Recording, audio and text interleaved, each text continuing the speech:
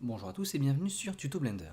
Dans ce Quick Tips, je vais me concentrer sur la timeline qui est ici. Donc c'est la barre du temps. Et en fait, lorsque vous faites une animation, vous pouvez naviguer d'une manière un peu plus... Alors vous pouvez naviguer en cliquant normalement avec le bouton gauche de votre souris et en vous déplaçant dans la timeline. Ça c'est très bien et vous changez votre barre du temps et vous naviguez comme ça. Et vous pouvez même jouer une animation juste en scrollant comme ça à la vitesse que vous voulez avec votre souris. Mais alors faisons une petite, pas une animation, mais insérons des clés dans cette timeline. Donc je vais faire I ici, je vais insérer une clé de position, I, une clé de position, I, encore une clé de position, voilà. Donc j'ai inséré plusieurs clés dans ma timeline qui est là par rapport à mon cube.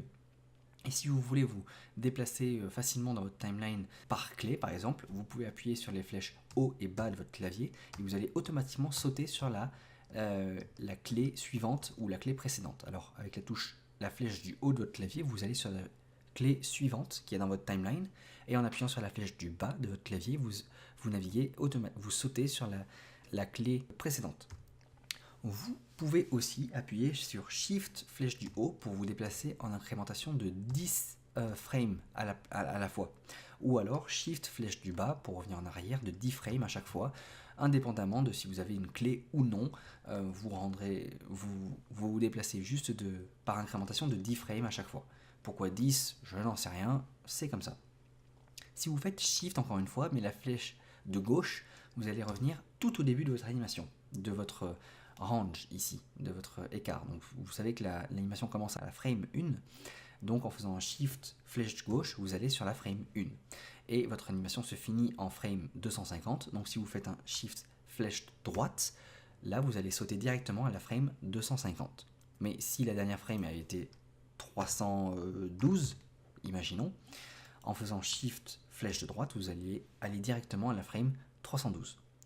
Voilà, tout ça c'est la navigation classique de la timeline. Et si vous voulez vous déplacer avec un peu plus de précision que juste ça à l'intérieur, ou juste la flèche de droite, à chaque fois vous devez recliquer, appuyer sur la flèche de droite pour vous déplacer d'une frame à la fois, ou flèche de gauche, vous allez appuyer plein de fois, ça va peut-être être un peu énervant.